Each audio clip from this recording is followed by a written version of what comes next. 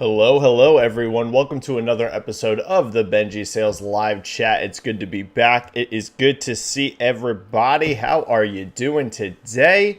We've got a few topics to talk about today. Not a crazy heavy news week, to be honest with you, but we got a couple things. A couple things actually just broke right before the stream started, so we can talk about that. We got a few things we can discuss today. What are some of the big headlines we can talk about? Well, first of all, Stray has released, and it is a huge indie hit, as my title of the video says. This game is doing absolutely phenomenal. It's the biggest launch ever for Annapurna Interactive by far on Steam, and I'm going to assume, judging by Steam numbers, probably the biggest launch period that publisher has ever had. I'm sure that it's doing excellent on PlayStation as well. So we can talk about that, how this game has been a massive breakout success. Over 60,000 concurrent players on Steam. Y'all, for an indie game, that's absolutely unbelievable performance. That's literally like AAA level performance, not indie. To put it into perspective about how utterly gigantic that is, for Annapurna Interactive, their previously biggest game ever for concurrent players, which was 12 minutes, that hit 8,000, and Stray has hit 60,000. It is an enormous leap. So we can talk about Stray if you want to. MultiVersus is out in like early access. It's not fully out yet. That'll be on the 26th. That's also doing excellent numbers, over 60,000 players already, and that's before its official launch. Those are great results, especially for this type of game. So we can talk about MultiVersus and what it means for WB and Discovery if you want. A bunch of Ubisoft news just started hitting because they're doing their earnings report. I haven't had a chance to cover it on Twitter yet, but a lot of it's breaking. Avatar: Frontiers of Pandora, which obviously they wanted to time that with the release of this movie this holiday. That's been delayed to 2023 to 2024. So big delay caught for Avatar, actually. So we can talk about that. They've canceled 4 games. They canceled Splinter Cell VR. They canceled Ghost Recon Frontlines and 2 unannounced titles. So we can talk about what's going on with Ubisoft. It's looking a little interesting over there. And then, of course, I'm sure a whole bunch of people are going to ask me about the Last of Us Part 1 remake controversy that's going around online because of all of the leaks that are hitting. So we can talk about that as well. If this is your first time ever as part of my live chat, the way this works, it's a stream, it's a show, it's 100% driven by you, your comments, your questions. There's going to be 2 ways to do that. First of all, of course, there's the free method. You just type a question, whatever you want, pops into chat, and I get to as many free questions as I possibly can. If you want to guarantee that I get to your question, the way to do that is going to be the super chat option. Type a donation of whatever you want. It pops into super chats, and I get to those immediately. As always, though, don't feel pressured or obligated to donate in super chat. It's just a way to help support me and the channel and also guarantee that I get to your question. Today, I'm probably going to go for right at an hour. Depending on if the stream gets big, I might be able to push it a little bit longer, but I can't really go for a whole lot longer than an hour, maybe an hour and 15 because I have to work today. I really got to keep it under an hour and a half, but we'll be going for at least the next hour today, everyone. So start filling up that chat with your questions if you've got any. Like I said, it hasn't been a giant news week, so I'm not expecting this to be a huge stream. The last 2 weeks really have been fairly quiet, but we'll see how it goes. Okay. I think we had 2 super chats to kick us off here. Thank you so much. We do, and I can already see JCat in the chat. Thank you so much, JCat, for being here, as always, for helping to mod the channel and the chat. You're amazing, JCat, so great to see you here already. And we've got 2 super chats kicking us off here from Frostbite Slash. Thank you so much. It's very kind. 2 right off the top, and both of them are very generous. So thank you so much, Frostbite Slash. It's very kind of you. So let's kick it off here with the first one. We're going straight into The Last of Us, which I'm not too surprised because this is blowing up on Twitter. Hey, Benji. I love Naughty Dog, but I think they have a very serious leak issue at the studio that shouldn't be taken lightly. I agree, Frostbite. Sony and Naughty Dog need to get on this to prevent further leaks, especially if it pertained to an unannounced game. Yeah, could you imagine how devastating that these leaks would be if this was not a game that we've already played in The Last of Us, it'd be crazy, like this much footage leaking. I honestly thought that The Last of Us 2 fiasco in 2020 would have been a big wake-up call for the studio. It's disappointing and unfortunate for both the community and the hard-working devs. Frostbite could not agree more with this. So, a bit of an interesting wrinkle. We're going to go first straight into the leaks and the severity of them before we start going into like opinions on the actual game itself. And I'm totally cool with that because it is an interesting scenario. Naughty Dog have a massive leak issue. They need to figure out what's going on over there and how this keeps happening. You know, The Last of Us Part 2 had a very, very, very severe leak that we all know about. Tons of stuff came out about that game before it was even released. And now you're seeing the same thing happening now with Part 1, where tons of this stuff is leaking online. Tons of screenshots, videos, the whole 9 yards. Now, it's a bummer for Part 1 that this is happening, but at least, like I mentioned, this is a game that we've all already played, you know, or at least many of us. It's not the actual, like the story and stuff leaking is not a big issue on this one because we know how The Last of Us Part 1 goes. But if this would have been an unannounced, or even if it was an announced game, but something that none of us have ever played, and this amount of leaks hit, I mean, it would be devastating, absolutely devastating for the game. So I'm not exactly sure how this keeps happening, because both The Last of Us Part 2 and now Part 1 are probably two of the most severe leaks I've ever seen out of PlayStation's first party. You're not seeing God of War Ragnarok leak like this. You're not seeing, you know, whatever Sucker Punch is working on next leaking like this. Like, it's a Naughty Dog specific issue, at least to this degree, right? Pretty much every game nowadays has some sort of leaks, but this is a whole nother level, and the same thing happened with Part 2. I have no idea how this keeps happening. There's some people that believe it's happening, you know, from testers that are getting like at home builds because of remote work or how this is happening. But Sony and Naughty Dog need to take this very seriously because, like I said, it's a bummer for Part 1 for sure. Like, you never want a ton of stuff to leak if you're a development, you know, studio, but at least it's happening with a game that pretty much everyone already knows the story. If this level of leak happens for whatever they're working on next after this, I mean, it's going to be devastating for them. So they've got to figure out what's going on here and how they can stop it to this level. It's one thing to have like story leaks online where someone's just typing and you know, you can read it, but to have like full on footage and lots of it leaking, I mean, that's not good. That's not good. So I agree, Frostbite. They got to figure this out, and it's a bummer for Naughty Dog for sure. I feel for them. I couldn't tell you how it's happening though. I'm not sure. Like I said, I know a lot of people think it's happening from at-home builds, from remote work, but I don't know that for sure. Because you're actually seeing a lot of this too in movies. Marvel's facing huge issues with leaks because of remote work and stuff too. In terms of like animation, you know, that's one. Keep in mind, y'all, I'm not against remote work. I am for it for a lot of jobs. But that's one issue that a lot of companies are starting to face now is that whenever it's in a studio, it's a much more controlled environment, right? You can watch everyone. You can see who's doing what. You can see if someone's filming their screens or they're uploading things online. One issue that these companies like animation houses for movies and video games are going to face is as you do more of this more remote work, it's a lot harder to keep an eye on what people are doing. And it makes it a lot easier for people to leak stuff. So that's going to be one issue that's going to be interesting to work around in the future for these companies. Thank you for those super chats, Frostbite. Very kind of you. All right. SD. The leak of The Last of Us 2 was possibly a hack, who knows? But this Last of Us 1 remake leak seems like very intentional from a dev inside Naughty Dog because I think this is the complete game. Do you think Naughty Dog and Sony find who is, they should expose that person in public, blacklist that person from the video game industry, and sue? What's your opinion? It's not the first time it happens to Naughty Dog. So another one of these. Here's the thing.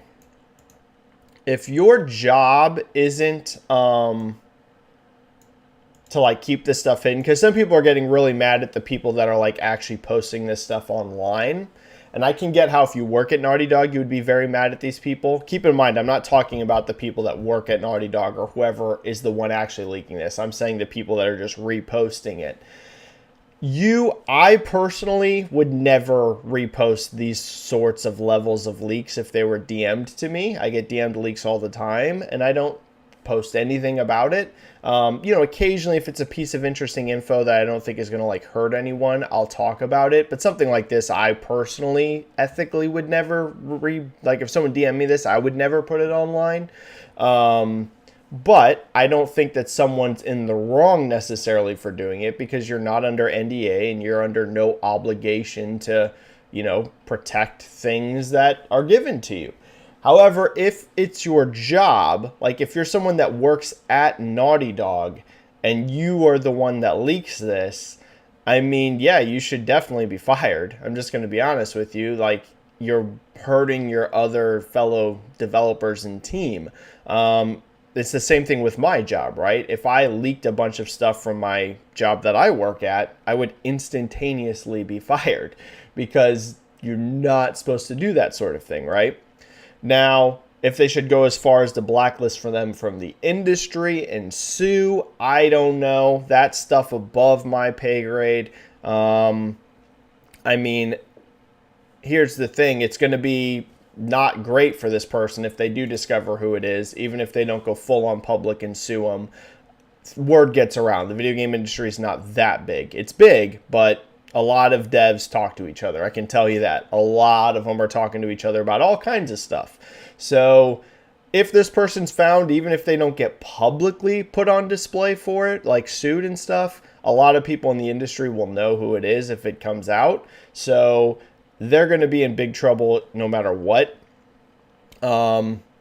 And should they at least be fired, I would say, yeah, I'm never rooting for people to lose their jobs. But like I said, I'm the exact same way. If I went public with a ton of information, I would get fired too. So it's part of the deal of the job. You can't leak everything that you're working on. Fernando Harada. Benji, what do you think about The Last of Us Part 1? This game sounds like a cash grab. Here in Brazil, this game is 350 reais, or 1/3 of the minimum wage. I love The Last of Us, but this is unacceptable. Okay, so let's talk about, we're kind of did a whole bunch of discussion about the leaks part of it. Let's talk about the game itself.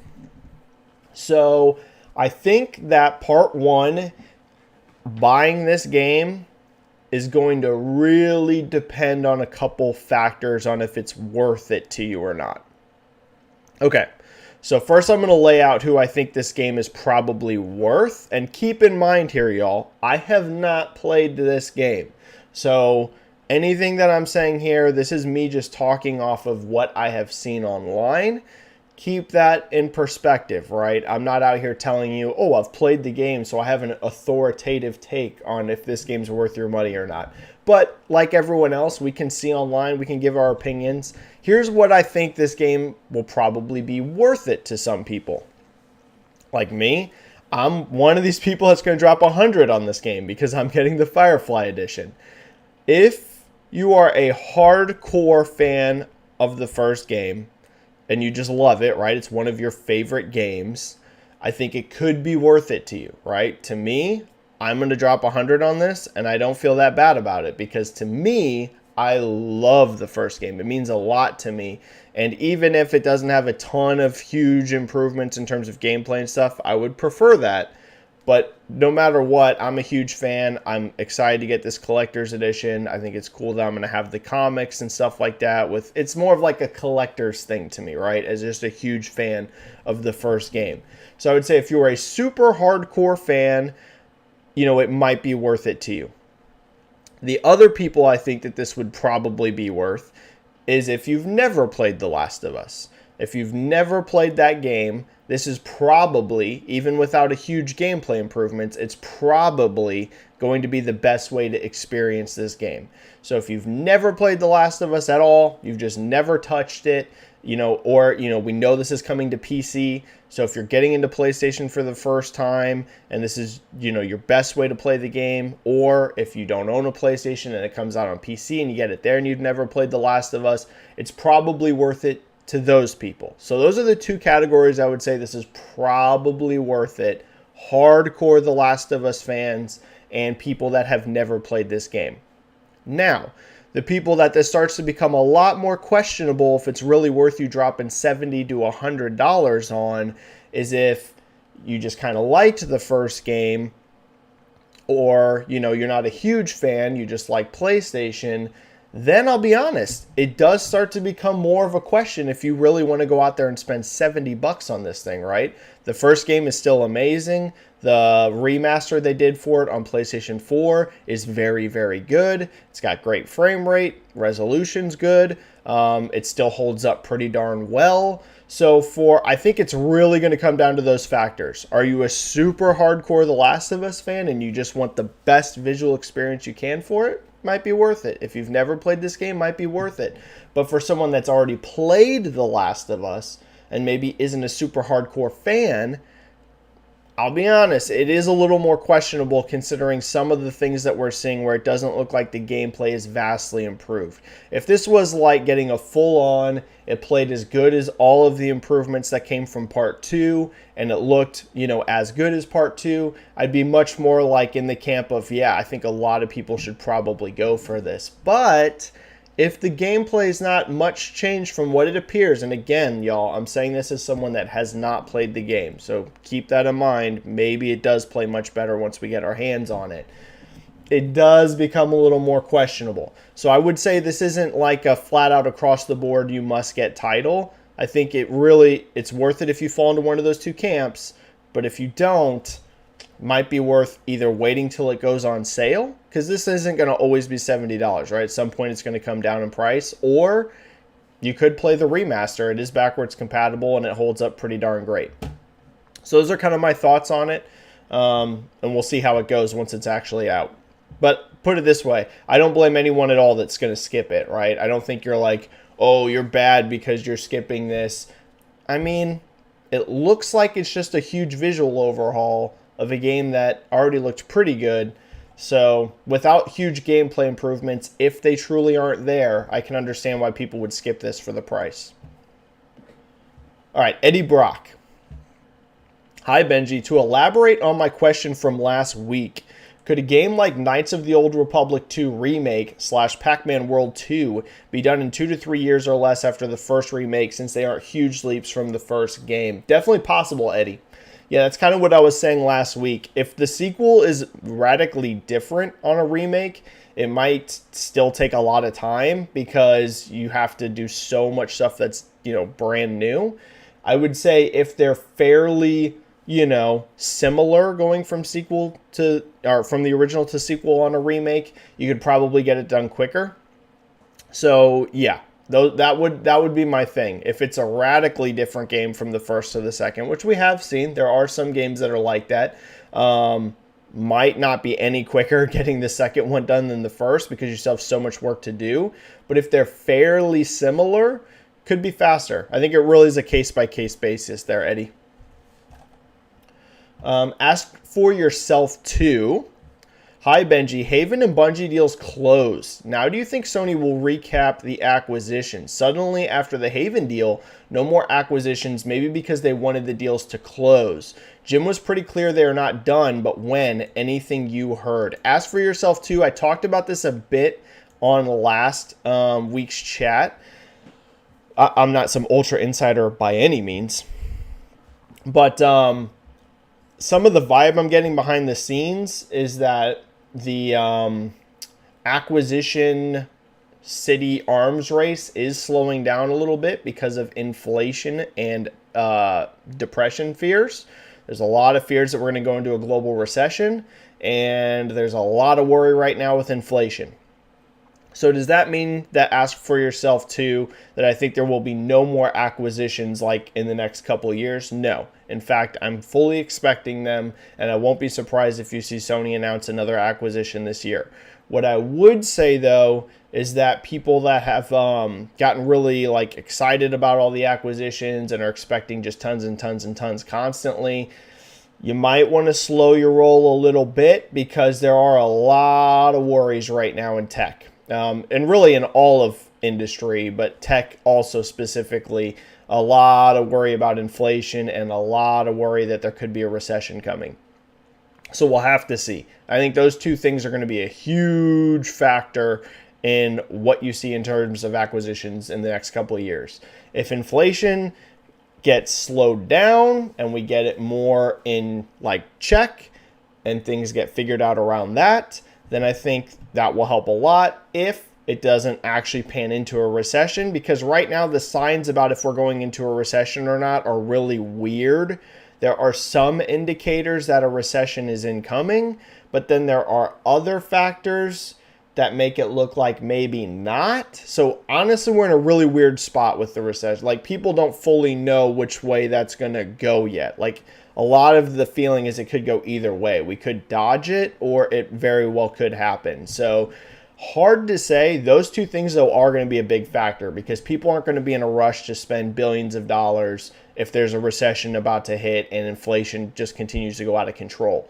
So keep those things in mind, for Microsoft, Sony, everyone in regards to acquisitions.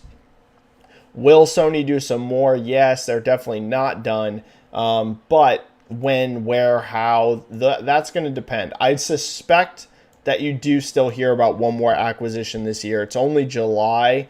I think Sony probably squeezes in one more this year. Probably. But we'll have to see. Ask for yourself. We'll have to see. Yoda Soda. Benji Boy, if the PS6 releases in 2028, do you think games like Spider-Man 3, Ghost of Tsushima 3 will be PS6 exclusive or cross-gen? Also, could we see cross-gen titles when PS6 releases? Let's think. 2028 sounds about right, because these consoles came out in 2020, and like I've said before, I'm expecting this to be a very long cycle because of the pandemic. I think that drags this cycle out longer than normal. So I definitely don't expect new consoles before 2027. It'll be at least a 7-year generation, I think. Could even be 2028. I don't know for sure that it goes that late, but it might. I'm telling you, 7 to 8 years generation would not shock me in the slightest. Look at how slow we are to actually get this generation going. There's been a lot of great games coming out, but there has been very, very, very little current gen content still, and we're 2 years deep now. This is the longest I've ever seen for not having many current gen games. There's always a bit of a cross generation cycle, and some games stay cross gen for quite a long time, like Call of Duty. But I've never seen a generation where there is so little current gen content 2 years in. Because we're almost 2 years, right? It'll be November. It'll be 2 years into this generation. Very little current gen only stuff. A lot of these engines still haven't even hit for current gen only. A lot of these publishers and developers haven't even gotten a game out yet for this console cycle. It's going to be a long one, y'all. So just don't get in too much of a rush talking about PS6 and the next Xbox, because we're barely getting going yet. So 7 to 8 years sounds right to me. At that point, do I think that Spider-Man 3 and Ghost of Tsushima 3 would be exclusive or cross-gen? Well, let's think. Spider-Man is scheduled for next year, right? 2023. Tsushima, I think, is probably not until a year after that, to be honest. I don't think Ghost of Tsushima 2 is going to be... I don't think, at least, that that's a 2023 game. I think that's probably 2024. So, 3 to 4 years. Man, that's a great question, Yoda Soda. I honestly feel like it could go either way. I could see those being cross-gen or next-gen only. It's tough to say. Because you got to think that the dev cycles will be 3 to 4 years for the third games of both of those. Probably 4. So, I would say Spider-Man... 2023 plus 4 years. I would say Spider-Man very, very likely to be cross-gen. or at the very least launch current gen and then get a next gen version. Ghost is going to be later than Spider-Man, so that one I don't know. That one could go either way, because Ghost, well, if they even do a third Ghost of Tsushima game, they're definitely going to do a sequel. Like, there's going to be a second one. I don't know if they're going to do a third. They're definitely going to do 3 Spider-Man games. But Tsushima, to me, is the big question there. Spider-Man 3, at least, will definitely be cross-gen. Casual Gamer. What's your thoughts on Skulltzy's rumors about Bethesda developing a Star Wars MMO and Marvel game by Roundhouse Studios? Is there any merit to it? I do not believe this is true. Now, this isn't super insider info on my side, so take that with a huge grain of salt. But from what I understand, I believe that Bethesda's the online studio, their MMO is a new IP, or not MMO for sure. Their next game is a new IP from what I understand. And Roadhouse Studio, I don't have any idea what they're working on. So could it be true? Maybe, but I don't think either of those are accurate. But I don't know. To be very clear, I don't know that for sure. But from what I understand, it's a new IP, and I don't know about Roadhouse. I literally have zero idea. But I personally don't believe either one of those. Ghost. Oh, wait, I think we had a super chat. Let me hit that super chat really quick. We do. We have 2 super chats. Let me hit those really fast. First, we got Hanato SZFR. Sup, Benji. Thank you so much for that super chat. After the success of Elden Ring, has there been an uplift in the sales of other FromSoft games? So I can only tell you this based off of some of the chart stuff I've seen. I think that there is. We've seen stuff like Sekiro a couple times since that has come out pop into like the top 10 best-selling games of the week on Steam. Usually it's whenever there's been a sale, but that has popped up a few times. That would not shock me at all, Hanato, that some people, put it this way, we know for a fact that Elden Ring for a lot of people was their first ever From Software game.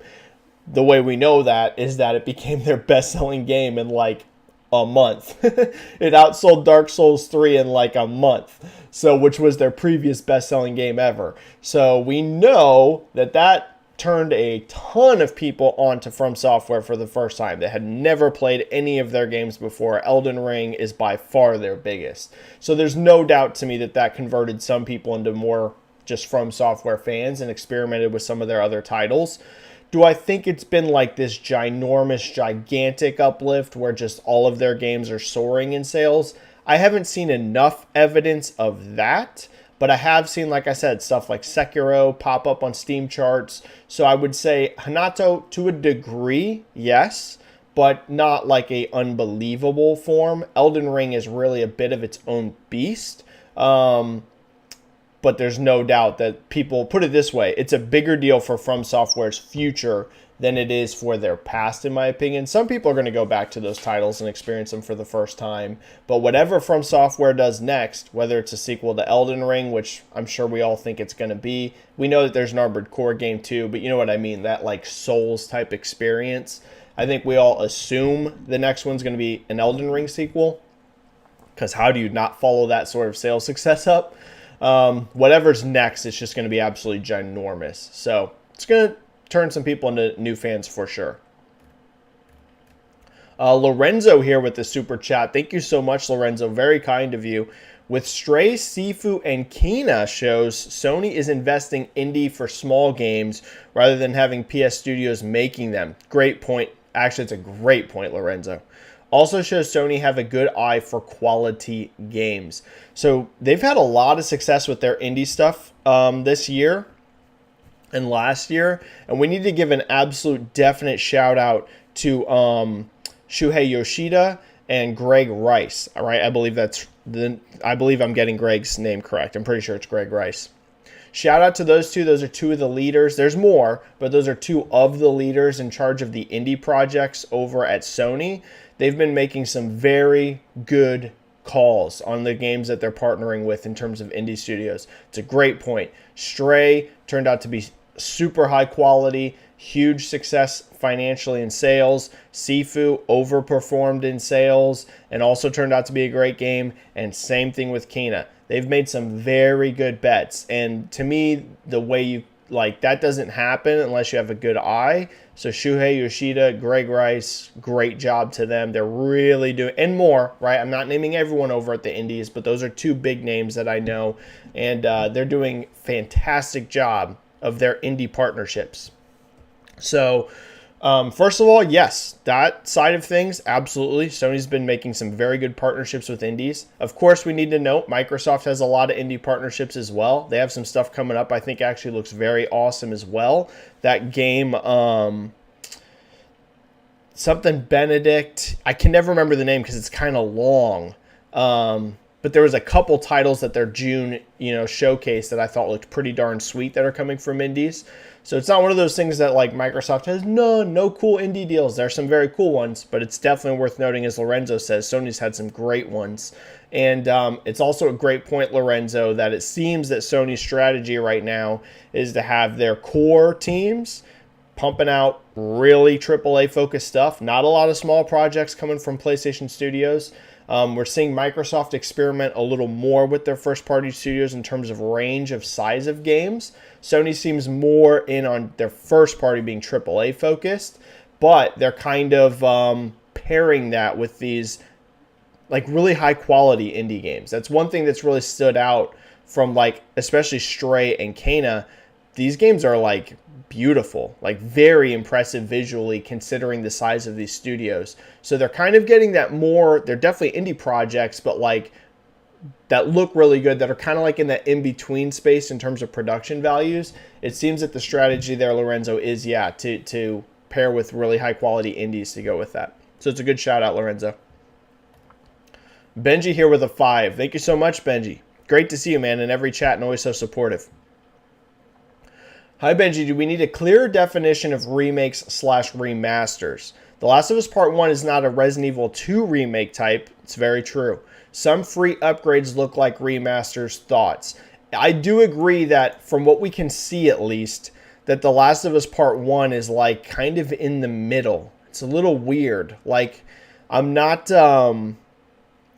by any means trying to what's the word I'm looking for? Trying to like knock the amount of work that I'm sure Naughty Dog did on this in terms of visual overhaul. I'm sure that there was a lot of people working on this game for a couple years and putting a lot of effort into it.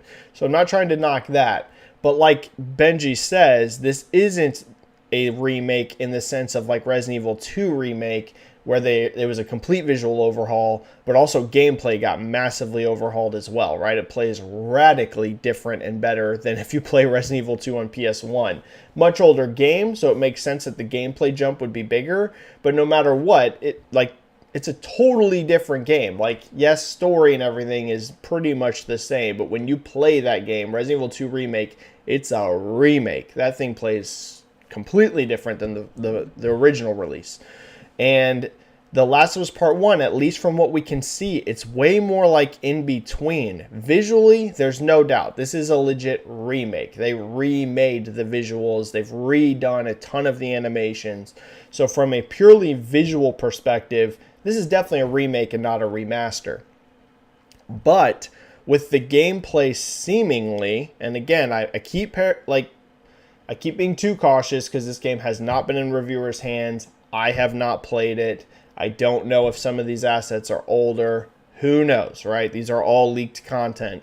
But assuming what we're seeing is what we get, it's definitely not a remake in terms of like gameplay. It does not look like it's like as, has all the improvements that, like, for example, The Last of Us Part 2 has in gameplay over Part 1. It seems much closer to the way the original The Last of Us played, just with completely remade assets. So it is a little weird. It's in a bit of a weird spot if this is how it is when it comes out. It's hard to say. It's hard to say, Benji, in terms of like, if things need to be more clear, because you're seeing everyone have different strategies around remakes and remasters. Microsoft, I would say, is the best in the industry at this right now in terms of just giving you the most free upgrades as possible, and also like going back to their backwards compatibility and doing tons of stuff like FPS boost and auto HDR and just tons and tons of stuff. So I would put Microsoft way ahead of Sony in terms of how they're handling, you know, newer versions of older games. But then you also see stuff like Grand Theft Auto, where it was a very minimal new thing, and then they charged like, what was it, like 40 or 50 bucks for it. So it's weird. We're in a weird situation with the industry right now. I hate to say it, but consumers got to be very discerning with their eye on what they're going to buy and what these companies are offering, because everyone's a little bit different across the board. It's a bummer, but it is what it is. But yes, I agree that The Last of Us it's in a bit of a weird spot. All right, super chats are cleared. Thank you for all those super chats, everybody. Ghost Tunnels. PlayStation currently mostly acquired studios that they have a good relationship with. Do you think is a good strategy? Also, do you think they should buy Square Enix or just partner up with them forever? So yeah, a lot of questions have been about if Square Enix is going to get acquired. My thoughts on this from the beginning have always been, I don't think they're going to buy Square Enix, but I've also never said that it's impossible to me. It could happen, y'all. Do I think it is the most likely scenario? If you said, Benji, bet on it. Is Sony going to buy Square Enix or not? You got 50 bucks, you have to bet. I would say no. I'd put the 50 bucks in the department of they won't buy Square Enix, because Square Enix is kind of doing pretty okay, especially after selling off those Western studios, which I think was the right call for both parties involved, to be honest. I think Square Enix didn't really know how to run those studios in the West or what to do with them. So I think selling them off was a good move for Square Enix, because they can just really focus on their Japanese side, which is what they've been much stronger in recent years. And I also think it's good for those Western studios, because I kind of feel like under different management, those can probably be run better. I just think Square Enix never really culturally had those figured out between their Japanese side of the company and the West. Whereas now these studios, I think, are going to be... This isn't trying to say that like Square Enix is bad at managing and, you know, who did they go to? Embracer is like good. I'm not saying that. I just think that those studios are probably a better fit for Embracer. I think they can have more success there. And I think, you know, Square Enix is probably going to be more successful focusing on their Japanese side. So I think that was a good deal for both parties involved, and I think that will help them. And they also have a crazy good lineup coming up, and they also have had a lot of sales success on Switch. So I don't know if Square Enix themselves are in a necessarily a rush to sell their company, right? I think that they actually right now, Square Enix had a few tough years and some weird stuff going on, but I actually think Square Enix is probably headed in the right direction looking at their future output. So I don't know, but at the same time, I think Sony might be willing to spend that kind of money. I know it's a lot of money, but Sony, it's not a giant market cap compared to some publishers. So I've never ruled it out, but I don't think it's a super likely scenario either. In terms of like, you know, them acquiring mostly people they have a good relationship with, yeah, that's the right move. That's the right move. It's going to always be harder to integrate people that you don't have experience working with just a straight up acquisition. That's always going to be a little bit more like, I don't know about that. You know, you could run into some huge issues if you don't have a tight relationship beforehand. That's one reason why the Bethesda deal was very easy for Microsoft, because they had a super long history together. You know, dating way, way back, all the way back to stuff like Morrowind. You know, the leadership at Bethesda and the leadership of Microsoft had a strong relationship there. You know, and you also have seen stuff between Sony and, you know, like Bungie, for example, right? Remember all the marketing that happened with the original Destiny and the custom PlayStation consoles that came out. I know Bungie obviously had a super strong relationship with Microsoft in the past. They were owned by them.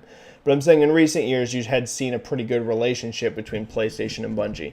So I think partnering with someone you're familiar with, you already have a relationship with, definitely is always going to be the better move than just a raw, we're just buying you and we don't know really how you work. You know, that's going to always be more risky. Zinfamous with a MMA question. So I'll make it quick, but y'all know I love fights. I love combat sports. So I love getting these questions, but I'll make it brief for you video game fans. Don't worry. We'll be right back to video games. Zinfamous. So Benji, UFC matchmaking has really been something lately, huh? Hazmat versus Diaz, Jan versus O'Malley are fights I did not expect to see. Also, who do you have in a potential Poirier versus Chandler fight? Yeah, I mean, I'll tell you what, there's some big fights coming up. That UFC, I think it's 280, if I'm remembering right, card looks insane. I mean, that thing looks ridiculous. Hazmat versus Diaz, I'm not super surprised by, because I think that the UFC wants to send Diaz out on a brutal loss. I suspect that Diaz is going to get completely destroyed. I love Nate. Nate has been so hugely influential on MMA and the UFC for so many years. He's a G. He's awesome. Love Nate. But if I'm just looking at it as a matchup, I think he's going to get utterly destroyed, and I think that's why the UFC made this fight. I think it'll be exciting, so for a viewer, it's going to be exciting no matter what, but I suspect it's not going to go well for Nate. It's the last fight on his contract. He wants out. They're going to try and send him out on a brutal loss. I'm way shocked about Sugar Sean O'Malley versus Piotr. It's not Peter, it's Piotr Jan. I would have literally never anticipated this fight ever happening, or at least not for like years. I honestly want to give some props to Sean O'Malley on this. One of the big criticisms of Sugar Sean has been that, yes, he's a huge star. Yes, he's exciting to watch fight, but he's really been taking, quote, quote, easy fights. And whenever I say easy, I don't want to ever insult anyone, but you know what I'm saying. He's been taking much lower ranked fighters. He's been taking ones that he's been a huge betting favorite in, and pretty much all of them up until the Pedro Munoz fight, right? That was the first like big step up in competition. And that one ended on like a no contest. So I thought he was going to get another person right around there. Maybe a Pedro rematch or someone right around there in the rankings. To get Piotr Jan, a former champion who's coming off of a title fight, dude, honestly, shout out to Sugar Sean. He gets some respect on there for me because the dude is willing to take a challenge. It's a big fight. You can't question anyone now if Sugar Sean's willing to put it on the line, because this is about as tough of a matchup as you'll get in that division. It's going to be a crazy fight. I favor Piotr Jan big time, but you never know. Maybe Sugar Sean can do it, but crazy. Shout out to Sugar Sean for taking that fight. I would have not ever predicted that. And in regards to Poirier versus Chandler, this is interesting to me because you would think that Poirier should be the favorite, and I guarantee you he is the betting favorite. I don't know though. Dude, I can't explain his infamous, but since this fight has been rumored, I've always had this weird feeling Chandler will win it. I don't know why, and I'm not telling you it's the safe bet or the way to go. You know, Dustin Poirier should be the favorite. He will be the betting favorite. I don't know, though. For some bizarre reasons, infamous, I just have this weird feeling Chandler will beat him. I don't know, though, and I can't quite explain that one, too, to be honest with you. I'm not 100% sure why I have that opinion, but I just kind of do, but I won't be shocked at all if I'm wrong. Close fight. I think no matter what, if that fight happens, they ain't leaving it unscratched, either one of them. It's going to be a freaking barn burner for as long as it lasts. It might only be one round, but they're both going to get hurt. All right, I think we had a couple super chats drop. Let me hit those super chats. Highlander with a 5. Great to see you there, Highlander. Thanks for always being in these chats. Thank you for the super chat with a 5. Benji, I see PlayStation ending support on Twitter. This a good or bad move? Well, I haven't super looked into it. Apparently, basically what's going on is that Twitter support, where you can like directly contact them through Twitter and they'll help you on Twitter, they're getting rid of that, and I guess they're just doing it through like the websites and stuff. I don't think it's like a huge deal either way, to be honest with you. I know some people might get upset about it, but I don't think it's like a giant deal either way. I think it's just sort of a thing that's happening. Maybe they deal with a lot of BS on Twitter and they just are trying to filter out a lot of stupid stuff. I'm not saying that's the case. I'm just saying I know how Twitter can be. So maybe they're just, maybe the cost of what they're doing isn't worth it for what's happening there. So I mean, for a consumer, I always want there to be as many options to you as possible. So if you're just asking me as a pure consumer, do I wish that that was still happening? Yes. Anything that's going to be pro-consumer, I'm going to always root for. But I also don't see it as like a huge negative that this is going away, because you still have ways of contacting PlayStation for support. So I don't think it's a huge deal, but I'm always going to root for as many consumer positive things as possible, but it's not a huge deal in my opinion. Joseph, what is up? Dude, I'm not 100% sure how to pronounce your last name. I think it's, is it Yaden or Yadin? Joseph, big fan. Great to see you here, man. Thank you for the super chat saying, Benji, I don't have a question. Just wanted to say you're killing it. Dude, Joseph, you're the man. It's so awesome to see you in chat. A fellow metalhead like myself. I love it. Not many of us metalheads out there on Twitter. So, dude, great to see you. Thank you for the super chat. Big fan of you. Big fan of all of your work. You keep it up, man. You're doing awesome yourself, brother. Great to see you in the chat. Thank you so much.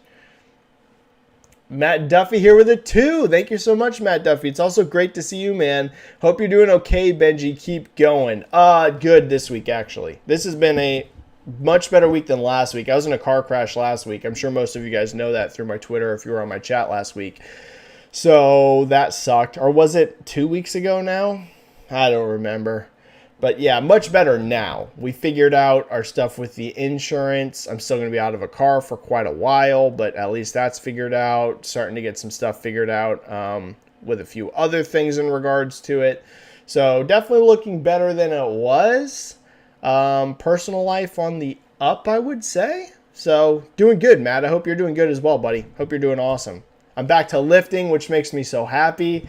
I was off for a couple months, and I love lifting weights. I want to get the biggest I've ever been this year. That's the goal. And I was on track early on in this year. I was making a lot of progress, and then I had to take 2 whole months off from lifting. So anyone that knows that lifts weights, that's pretty brutal. I'm talking 0. I did 0 lifting for 2 months. That's going to kill your gains. So I'm trying to make a comeback now. So I don't know if I can get the biggest I've ever been this year. Might have to bleed into next year now because of that 2-month delay. But Matt, going to go hard on it. So thank you so much, man. Okay, super chats are cleared. Thank you so much, guys. This has been a great turnout for super chats and questions. I wasn't sure because it's been a fairly quiet news week the last 2 weeks, really. Benji, I forgot to mention this is Eddie Brock. How likely is it you think that KOTOR 2 and Pac-Man World 2 get a remake? Pac-Man World 2, no idea. KOTOR 2, Knights of the Old Republic, I would rank as very likely if the first one does extremely well. There will definitely be a follow-up, put it that way. If the Knights of the Old Republic remake is a huge hit, one of 2 things is definitely without question going to happen. Either a brand new Knights of the Old Republic game, now that it's proven that this can come back, or they're going to also just remake the second game after the first. So I would say no matter what, as long as the remake of the first game is good, you're getting more Knights of the Old Republic. That could potentially be a remake of 2. We'll have to see. So I would put that as fairly likely. Pac-Man World 2, I got no idea. I honestly haven't paid enough attention to that to see what the demand is like. So that one, Eddie, I'm not positive on. Jason Benjamin. Hey there, Benji. Do you think there's a market for a Marvel MMO title? There's one in the works, but it got canceled. Do you think there's enough demand for it to justify developing it? Great question. Jason, I think there's a bit of an open-ended question in the industry right now that remains fairly unanswered on what the raw demand for Marvel games are. So we saw Spider-Man, for example, be a gigantic, ginormous success. Then we saw Miles Morales come out and be a gigantic, ginormous success. But then we've also seen stuff like Avengers, which actually had a pretty big launch. A lot of people forget that, but 0 legs. I think that was more about the quality of the game, but you get what I'm saying. And then we saw Guardians of the Galaxy underperform despite being an awesome game, which again, you could maybe tie into Avengers a bit since they both came from Square Enix and that worried people. But we haven't had a consistent track record in recent years of Marvel games being huge sellers, right? We know they're giant at the box office, but outside of Spider-Man really, because you also had Marvel vs. Capcom Infinite underperform. Again, I think there's some questions about the quality, so it's harder to judge. Jason, I think that a lot of people in the industry probably right now are still wondering what exactly the upper demand is for Marvel games, if they're good. So, do I think that there is potential that a Marvel MMO could be good and perform well? I would say yes, the potential is there, because I personally think that there are a lot of people that want good Marvel games. But I think we need to see a few more besides Spider-Man, which Spider-Man by itself is just such a huge thing outside of Marvel. We need to see a few more games really have commercial success, I think, before we can really figure this out. It's so weird because we haven't had really games such as, and I know an MMO is way different, but we haven't had a lot. There's some debate around the whole Marvel thing. We haven't had a lot of super good quality Marvel games that were also marketed super well. So it makes it a super weird thing to judge right now. We need a couple more Spider-Man level games before we can determine this. Like if you had another game, let's say it's as good as Spider-Man, marketed super well, but with another character, and it didn't have huge commercial success. I think at that point you'd be like, oh man, I don't know. Maybe it's just Spider-Man that can be a juggernaut. But we haven't had those. We had Guardians, which is a quality game, but was marketed poorly and was a follow-up to Avengers in terms of like both coming from Square Enix. We had Avengers, which was not a single-player game, which a lot of people did not like the game. And then we had Marvel vs. Capcom Infinite, which a lot of people did not like the game, and it also didn't look good or was not marketed well. So it's kind of weird. And we have Midnight Suns coming up, which again, a bit of a niche genre. And actually I think it looks good, but how big is that really going to sell considering the genre it's in? We're in a weird spot with Marvel where it's super difficult to read if it's just Spider-Man that can be huge or if other games can be huge. Wolverine's going to be a very important lesson on this. Again, it's Insomniac, so that helps it in terms of like people already have the built-in anticipation and excitement because they know how good Spider-Man was. But at least it's a totally different character, and it's also another one of these big budget single-player games. That is going to give us a very, very big idea on if Marvel can be huge in games outside of Spider-Man. So I'm very excited to see that, not just as a consumer, like a player, I can't wait to play it, but also to see how it does on the market, because I think that's going to tell the industry a lot. So I think that there's probably demand for an MMO from Marvel if it was super high quality, but it's a little weird right now judging exactly where Marvel is in games. All right, how long have I been going? 52 minutes. I'm going to keep going, but I can't go too much longer. I hate to say it because of work. I'm going to push it a little bit longer than the hour I said. I'm going to do maybe an hour and 10. So we got about maybe 20 minutes left of the stream, but then I got to go. Since there's been a lot of super chats and a lot of questions, I wasn't sure if there would be a lot. But since there has been, I'll push it a little bit longer. George Corona III here with a 10 super chat. Thank you so much, George. It's very generous of you. Thank you so much. Stray seems like it's a phenomenon type game, re social media. Even non-gamers excited about it. Abso-friggin-lutely. Do you see Sony getting involved with Annapurna on the sequel/exclusive side? So this is super interesting. Here's what I'll say. No spoilers. I beat the game. They could do a sequel, yeah. Yep, they absolutely could do a sequel to this game. So again, zero spoilers. A ton of you, I'm sure, haven't played this game. So, yes, there is room for a sequel. That's all I will say. It has a closed off enough ending that they don't have to do a sequel if they don't want to. Like, they can completely leave it where it's at, and it's not, you know, you're not going to play this game if you, don't worry guys, I'm not going to spoil it. If you have not played this game, don't be put off like, oh my god, so the story doesn't wrap up, so, you know, I don't like it. No, they can never do anything in this game ever again. Self-contained, completely fine. There is a little bit of room there, though, for a sequel if they want. And with it being this crazy of a success, because as you say, George, social media numbers are insane for this. There's even Twitter accounts getting created about people's like cats and dogs watching the screen. Y'all, it did 60,000 plus concurrent whenever it came out, and look at where this thing's still at days later. It's not as high as it was at its peak, but that shouldn't be expected for a single-player game, also not very long one, and an indie game, and I'm pretty sure this thing's still doing over 40,000 players, which, y'all, for this type of game is insane. Insane. Let me see. Where's it at right now? Yeah, so its 24-hour peak is still 51,000 players. This has 0 multiplayer component, and you can beat it for sure in under 6 hours. For sure. Like, a lot of people are going to beat this in like 4 hours. So the fact that a lot of people have already beaten this game, it's still doing over 50,000 players a day. They're selling a freaking ton of copies.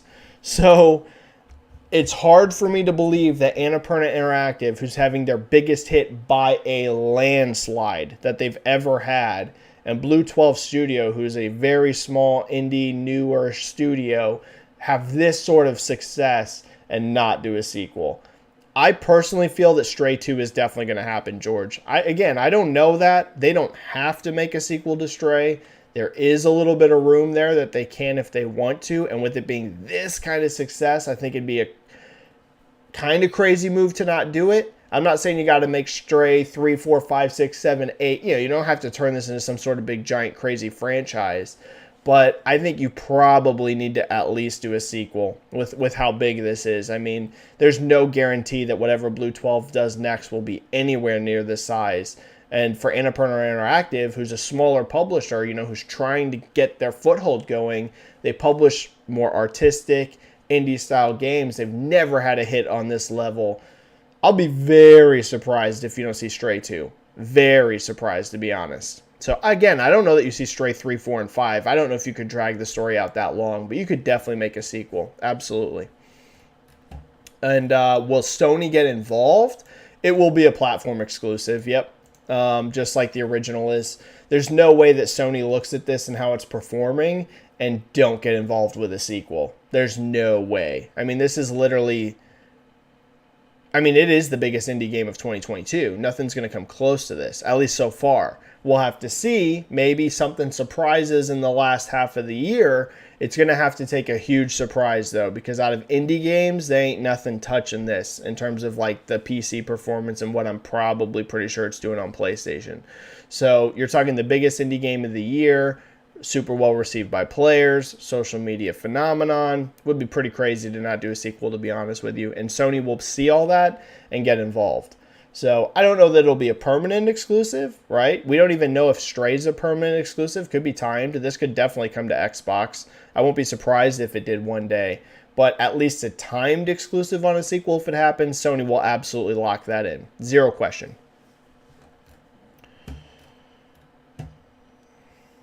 I'll answer this for JCat because I see it right now, and JCat's helping mod for the channel, and JCat's amazing, so I will definitely answer this really quick. JCat saying, Benji, did you talk about Live Alive? And I don't know how to say this. Apparently it's Live Alive?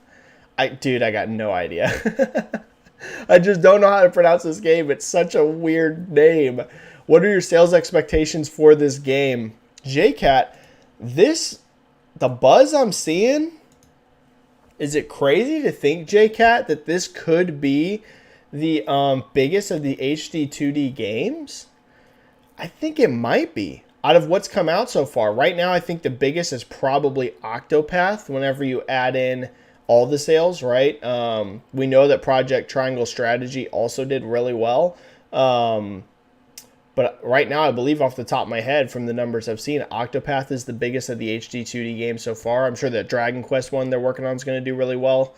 But JCat, I won't be surprised if this one ends up being the biggest of the HD 2D games. It's live, as in live show twice. Okay, so it's Live Alive. Okay. Such a weird name. I don't know. I think it has a chance. Buzz on it seems way higher than I've seen on most HD 2D games.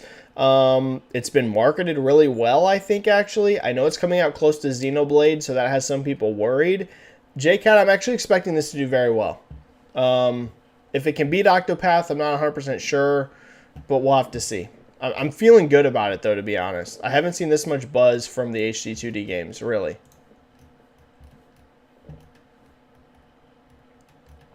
All right. Back to free questions for the last little bit that we've got. About 10 minutes, and I'm going to go, guys.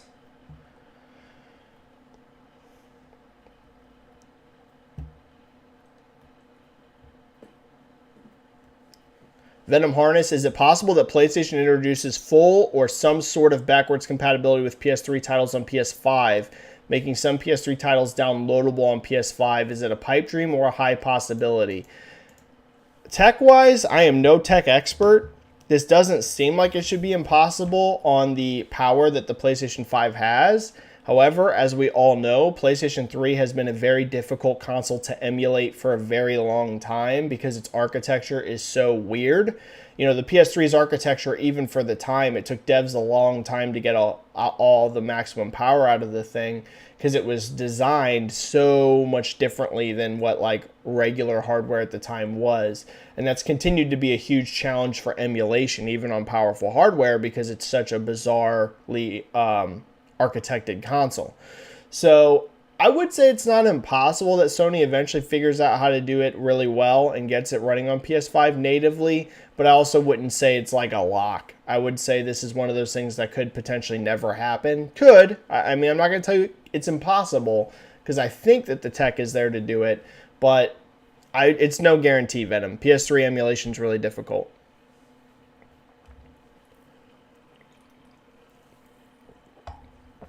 Dangerman 1337.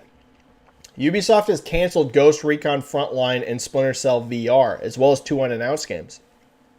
Seems that Ubisoft's failings seem to be full of trend chasers, something gone wrong internally. Controversially, don't think Ghost Recon Frontline was a bad idea. If they made it a completely next-gen BRX experience, it would have been a different story.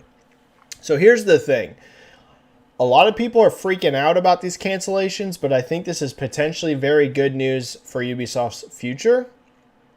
I get what you're saying, Danger Man, about Ghost Recon Frontline isn't necessarily a bad idea in and of itself, but I think it shows an issue that y'all go back and watch my chats from like a year ago. I told y'all a long time ago. And again, I don't claim to be the best market analyst guy out there by any means. I do not get paid to do this for a living. I just do it because I love this stuff. I find it super interesting, so I do it on Twitter and YouTube. Would I like to be paid for it? Sure, it'd be great if I didn't have to work a retail job. But I don't, and it's probably because I'm not good enough. But I told you guys a long time ago, I was very concerned with the direction they were headed. Too many free-to-play games at once. Way too many. They went from no free-to-play games to like half of our slate in development is now all free-to-play titles. Chasing trends like crazy. I saw this coming. So am I shocked that they're canceling stuff like Ghost Recon Frontline? Not in any way, shape, or form. Do we know what these 2 canceled games are? You know, that we don't know? Who knows? They could have been more free-to-play games. They could have been blockchain games. They could have been all kinds of stuff. To me, listen, I would love to see Splinter Cell VR because I personally like VR games. But again, I think canceling this stuff that, dude, and focusing more on your core development, which I will tell you from some of the rumblings sounds like what might be happening. I don't want to get too ahead of myself, but some of the rumblings I'm hearing are that part of the reason you're seeing some of this stuff canceled and stuff is they're going to try and focus a bit more back on what they were good at. Y'all keep in mind, Ubisoft was at one point in time headed in a great direction. They had stuff like Watch Dogs, which was becoming hits. You know, that fell off in the future, but they had a lot of success with the first Watch Dogs in terms of finances. You saw them having huge hits in the Assassin's Creed franchise. You saw them having a huge hit with the original Division. A whole bunch of stuff, right? They were in a really positive spot. And then they pivoted like instantaneously. I'm not telling you that it's a bad business move to explore other things. You should always keep an open mind, right? You should always have an idea. Let's try some free-to-play stuff. There ain't nothing wrong with that. If Ubisoft came out and said, yeah, we have like 1 or 2 free-to-play projects, you know, in the works, and we're going to see how that goes, and if it does well, we might do more. Dude, they did like they announced in a row. They had that like Hyperscape game. They had that Roller Champions game. They had that X Defiant game. They had Ghost Recon Frontline. They had the Division Heartland. Like, it was just instantly, like, we're just going instantaneously to just tons and tons of free to play. We're really going to slow down our AAA development output. We're going to start doing all sorts of stuff with blockchain. I told you guys this like over a year ago. I was looking at the trends and I said, this ain't the move, dude. Focus on what your core business has been so good at and explore adding on to that. But don't just instantly go from, we've had a lot of success to this, to now we're going to do a lot less of this and then a whole lot more of this, just boom, on a dime. It's not going to work. That is literally not going to work. You have to gradually explore that stuff. And as you have successes there, then you invest more heavily, right? They've had no free-to-play giant sales success yet. None. None of these free-to-play efforts have either even come out for like a lot of them, or the stuff that has, like Hyperscape, it bombed. You slowly build that. If you get something like, hey, let's say that the Division Heartland's a huge success. Let's say that that thing takes a ton. Then you go, okay, we found a lot of success here. Let's keep building up the Division Heartland, and now let's explore a second. Maybe we can get a lot of success here. And instead it was just like, we're going to make like 6 free-to-play games just instantly.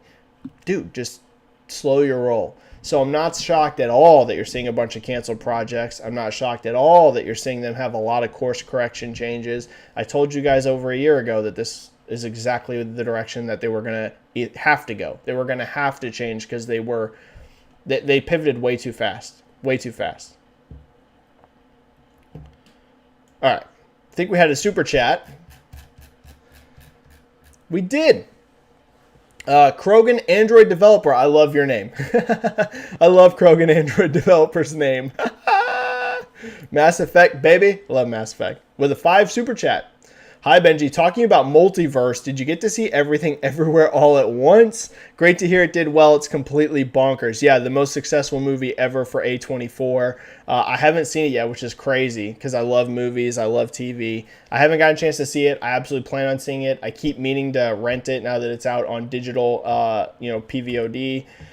So I'm planning on getting to it, Krogan. I apologize that I don't have a better answer for your super chat and that I can't tell you and gush over how good it is because I hear it is from so many people. I haven't gotten a chance to watch it yet. Krogan, whenever I get a chance, I will come on this chat and let you know because I hear nothing but amazing things about it. So awesome to see a movie like that become the most successful movie ever for A24 too. That's awesome. So I need to get to it. Krogan, I saw it's coming back to theaters. 800 theaters I saw. So that's cool. But I hear it's a fantastic movie. All right, a couple more questions and I gotta go. Just the last few. Drift23, hi, do you think with the huge success of MultiVersus, PlayStation might consider making their own fighter? Do you see them acquiring a fighting game studio and making their own fighter to shine on Evo? I think you will see a fighting game from Sony, yes. I think that this is coming. Now, how and what form that takes, I have no idea. Is it going to be a platform fighter like MultiVersus, which y'all, the early metrics like we talked about off the top are looking very positive. We already know it's doing huge players on Steam. It's not even officially out yet. So that's great. We don't even know how it's performing on console, but I'm sure super well. Looking at the Steam numbers. And more importantly, not only are a lot of people playing this, a lot of people are actually really enjoying MultiVersus. So I know there's a few balancing things they need to do. A lot of people are complaining about Taz, but that's any fighting game and any competitive game. When it first comes out, you obviously got to make balance adjustments once the public's playing it. But the overall reception seems super positive. So MultiVersus is looking like it could be a huge hit if they, keep it up, if they keep up what they're doing. And once Sony bought Evo, so Sony already has a huge fighting game community on PlayStation. Like on the console side of things, it's no question. The fighting game community is located on PlayStation. And even really once you factor PC, it's really just PlayStation is the lead platform for fighting game communities. It's not to say that there's no one that plays fighting games on other platforms. We saw Killer Instinct actually be pretty successful for Xbox, but the biggest fighting game community is on PlayStation. So they already have that built-in fan base. Then they bought Evo, which it's all about fighting. I think that Sony wants to have their own fighter. I don't have any idea what form that takes. For all I know, it could be a brand new IP. It might not even be the characters, right? A lot of people are always saying, a new PlayStation All-Stars, like we need a new one. I'd be down with that, but it might even end up being a new IP. But I think Sony will eventually have some sort of their own fighting game. The main issue for them right now is none of their first-party studios have any experience with fighting games. So that might mean an acquisition. Might mean they need to acquire someone that develops fighting games. But I think eventually it's going to happen, Drift. Yeah, I think they are going to have their own fighter at some point. It seems like a genre that's very important to Sony. DB will rise. Benji, in movies, it's generally believed that one has to make 2 to 2.5 times its budget to break even through its theatrical release. What's the corresponding number for video games now and what it was before digital? I'm guessing right now it's 1.6 to 2 times. Dude, this varies so much, DB. It's actually impossible to answer because there are so many factors into how a game is profitable nowadays. So the reason that movies need to be, it's like you said, it's around 2 times to 2.5 times its budget is because the theaters, of course, as we know, take a chunk of that money. It's not like whenever you look at a movie that does, $1.5 billion at the box office, the studio does not get $1.5 billion. They get a big chunk, but the distributors also, the theaters that are putting this, butts and seats and then that, they have to take their cut as well. So, they only get a certain amount of the money back. With games, it's super weird now because you still have a retailer cut. That's always been a factor. But you go back 10 years ago, and the retailer cut was like a factor in almost 100% of game sales. Yes, you had some digital on console, but it wasn't like to the degree it is now. It has radically shifted so much in terms of, games vary a lot on how much they sell digital. Some games are going to sell 30% digital, and some games are going to sell, 70 and 80% digital. Not even joking. Like, if you look at like a Nintendo first-party game, for example, those usually ain't hitting anywhere near over 50%, right? They're getting bigger on digital, but you're usually talking maybe like 30-ish%, maybe a little bit more, maybe a little bit less, sometimes like 20%. But then you see some stuff like multiplayer games, in particular, like service-based games, those are selling like 80+% digital. So that has a huge window there. Then you also have stuff like microtransactions and DLC. Honestly, the economics of what is profitable and not profitable on games has radically changed. Like, it varies so much because you also have the question of, are you a service game? Because if you're a service game, it's not just your initial development budget. You also have to pay people to keep pumping content out. And then you have to factor in how much are the DLCs and microtransactions we're selling offsetting our continued budget. Or are you a single player game where it's like you basically develop the game, have a few patches, and then you move on? It's just like, DB, it's one of those things. I know it'd be nice if it was super clean cut and easy like movies are, but games are like so much more varied that it's kind of impossible to just say it needs to be exactly this times its budget to be profitable in terms of revenue, because there's so many more factors. But thank you, DB, for the question. It's a great question. It's just a lot harder to get an exact number on.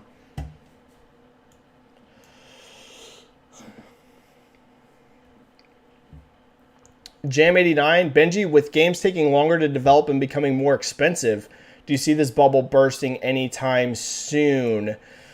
Oh, what a great question. I think AAA is in a bit of a weird spot in that, so do I think the gaming industry bubble will pop? Nope. Games are way too popular now, and they'll never not be popular again. Like literally. Until the human race is gone, I promise you right now, video games will be popular. They might even get more popular as it gets more and more integrated into technology, into our daily lives. I mean, you might see people even more into games. So do I think it's going to pop in terms of like suddenly the gaming industry crashes? No. Video games, until humanity is gone, will always be around now. Just like movies and just like TV. Like it's a core part of what our entertainment is. And it's actually only moving that way more so with time, right? As time moves on, you consider this a good thing or a bad thing, but people are actually becoming less connected with nature and the world, and they're becoming more connected to technology. Like that's the way it's going, and it's only going to increase exponentially with time. So again, as long as humans are around and we don't like blow up our electronic infrastructure and like nuke ourselves back to the Stone Age, games will never go anywhere for the rest of time now. But do I think that AAA development is having some big questions? Yes. Games take too long. That's the reality. That's the reality. The question is how can we as a community, you know, like I know me and you, like the people not making games are way less involved with this. I'm talking about the gaming industry. How can games come out faster? 5+ years for games, it's too long. It's too long to be consistently profitable. I mean, movies do not take 5+ years. Books don't take 5+ years. CDs don't take 5+ years. Now, are there exceptions? Yes, there's always exceptions. But your average movie to make, you're making it in like a year or two. Your average book, again, I know that there's books that take people even 20 years to write a book. I'm saying your average successful author, unless you're George R.R. Martin, you're not putting out one book every like 7 to 8 years. You're consistently putting out books. And again, I know this is radically different. You're talking about one person writing something compared to a giant team. I'm getting to the overall point. The problem with AAA development is it takes too long. If you could get the length of time of development down, the economics of game development change radically. If you could consistently get most studios in the industry putting out a game every 3 years, I would say there's almost zero issue with AAA development. Because yes, it's still prohibitively expensive, but even if a game is commercially unsuccessful or whatever, just like in movies, okay, we can have another one quick, another one in the next 3 years. The problem right now is for a lot of teams and a lot of studios, you have so much writing on every single game because if this game doesn't perform, we have 4 years at least, maybe 5 years until we even get another shot at selling another game. It takes too long. So I think honestly, the biggest thing that could change the entire economics of AAA is development time. And I know that sounds crazy, and a lot of people even in the industry working might disagree with me on that. I'm talking about it in terms of looking at media as a whole. I think that's a big issue for AAA development is the length of time. It just takes so freaking long to make AAA games. So if they can speed that up, which honestly, I know some people don't disagree with me on that because that's a big part of the push on Unreal Engine 5 right now. They're trying to make stuff just easier to develop, quicker to get assets into the game.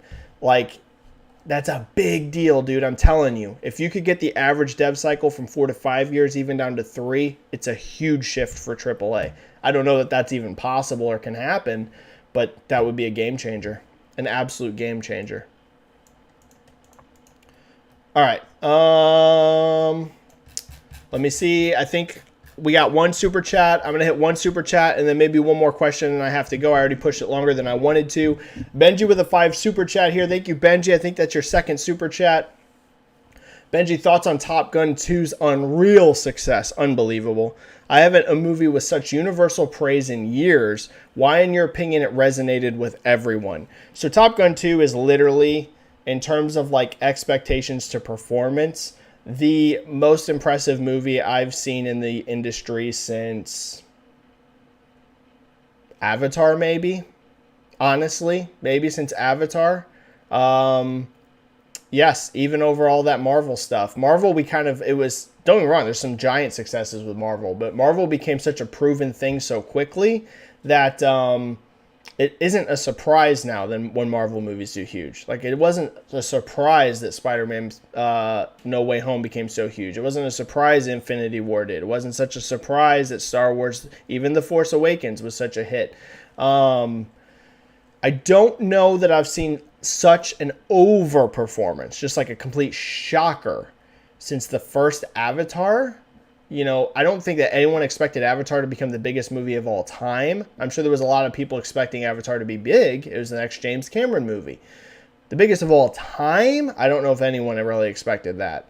So for Top Gun, which a lot of people thought at max, maybe this thing makes like, $400-500 million globally, to be over $1 billion, way over $1 billion, and still lagging. I mean, that's ridiculous. I don't think anyone saw that coming.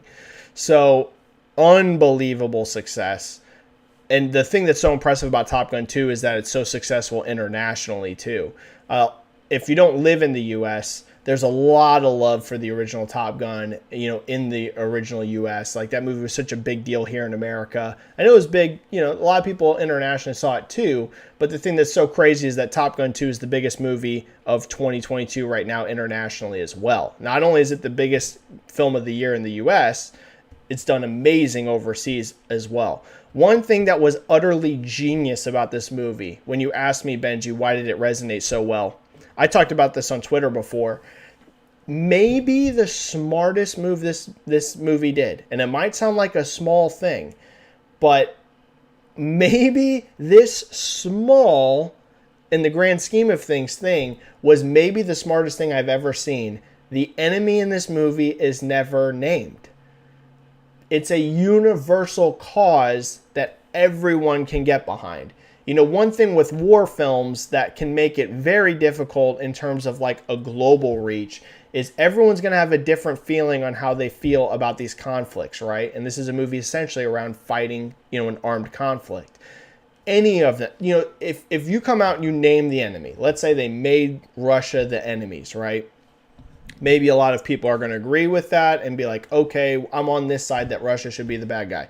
But the reality is you are going to have people, especially in an international world, that would see that as propaganda, right? Oh, why are you targeting Russians? And I get it. I get this is a complex issue, but I'm saying you get what I'm getting at.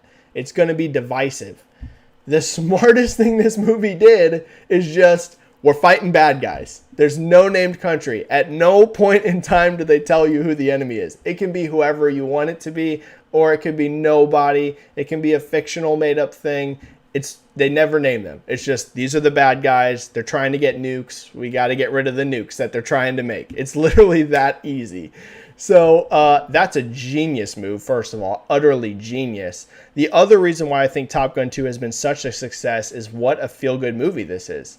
You leave Top Gun, every single person I have talked to, literally, and you're grinning. You leave Top Gun and you're just like, that movie was so much fun.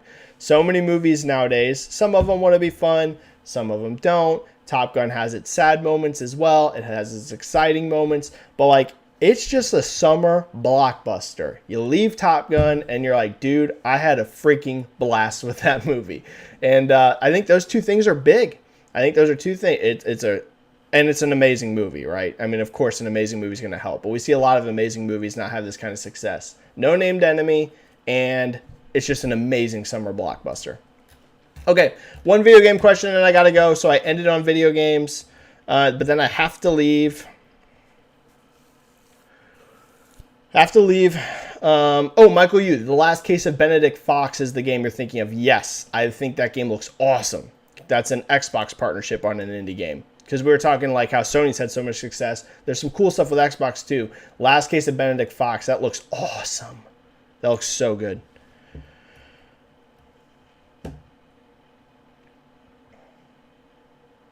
All right. Kellegrim with a great one. Good buddy. Kellegrim is going to get this last one. I apologize to everyone else. I wish I could get to those. I got to a lot of the questions today, but not all of them. But Kellegrim here is going to get the last one. Benji, I saw that Ghost of Tsushima has sold 9.7 million so far. Yep, and fantastic for a new IP. For a brand new IP to be approaching 10 million sales, great, right? I mean, not a lot of new IPs in the industry sell 10 plus million, so that's awesome to see. If the movie does well and we see a sequel game, what are your sales estimates for a sequel? Let's see. So it's at 9.7 and it's definitely not done selling, especially as Kellegrim notes, there's a movie coming, and if the movie's a big hit, that's going to even drive more sales. I think that Tsushima can eventually make it to probably 15 million. I don't know if it can go much over that, though there's got to be a PC release coming too. Yeah, that makes it interesting too, right? Because there's going to be a PC release and it's definitely going to sell a couple million on PC. Again, I'm still just going to put the floor at 15. I really think this can hit 15 million because it's going to keep selling on PlayStation over time, a few more million. And it's also going to sell on PC a few million. And who knows, if the movie's a big success, that's going to drive additional sales as well. So it could end up even being, could it eventually become one of those 20 million PlayStation games? I don't know, but maybe. But I think it's pretty much guaranteed to hit 15 million eventually. So how much could a sequel sell? The long-term legs will all come down to quality, just like anything else. But up front, it will be massively huge. What did Tsushima 1 sell in its first 3 days? Was it 2 something? Was it 2 something? I want to say it sold 2 million.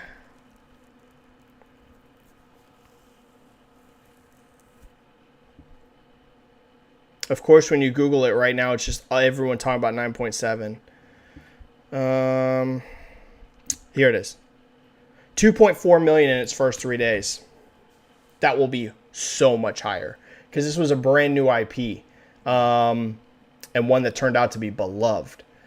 And it will come out on, the problem for Horizon Forbidden West, I think, why its launch was a little bit lower than some of us expected, I think really was the PS5 install base. I know it was available on PS4, but I think we have proof now through some of the charts we've seen that a lot of people have just been waiting to play these games on PS5.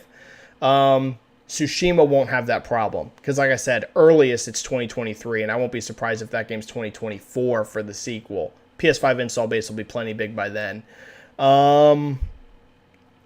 Legs will all come down to quality. It'll definitely be over 3 million in its first 3 days, though. I have zero question about that. Zero. 0, 0, 0, 0, 0, 0. I know I was confident on Horizon, but listen, it'll do over 3 million in 3 days for Tsushima. Zero question. Now, can it get to 4+ million like part 2 of The Last of Us did? I don't know. Let's look and see how God of War Ragnarok does. That'll be a big tell on if other games from Sony can beat The Last of Us. I would say if God of War Ragnarok does not beat The Last of Us Part 2's 4 million in 3 days, it's going to look harder and harder for anything else from Sony to beat that for a while at least. I mean, maybe it can be done, but it just becomes more challenging. God of War is the biggest threat since The Last of Us Part 2 came out to challenge that title. So let's see how this does. But 3 million plus launch 3 days, zero question. The 4 million, though, it does get tough. I mean, 4 million in 3 days is a lot of units. That gets hard to do. So we'll have to see. All right, thanks everyone for a great chat. Like the video if you haven't already. I do one of these chats every single week. We will be back next week. Like it for the YouTube algorithm. Subscribe to my channel if you're not already. Follow me on Twitter just in case you are not. I'm sure everyone here already is since my Twitter is so much bigger than my YouTube. But just in case you're here and not the other place, follow me on Twitter. That's where I'm most active. And stay safe, everyone. Play some games. I will see you either on Twitter here real soon, or I'll see you next week here on YouTube. Thanks, everyone, for a great stream. Thank you for all the super chats, and have a great day, everyone. Bye. Peace. Bye, bye, bye.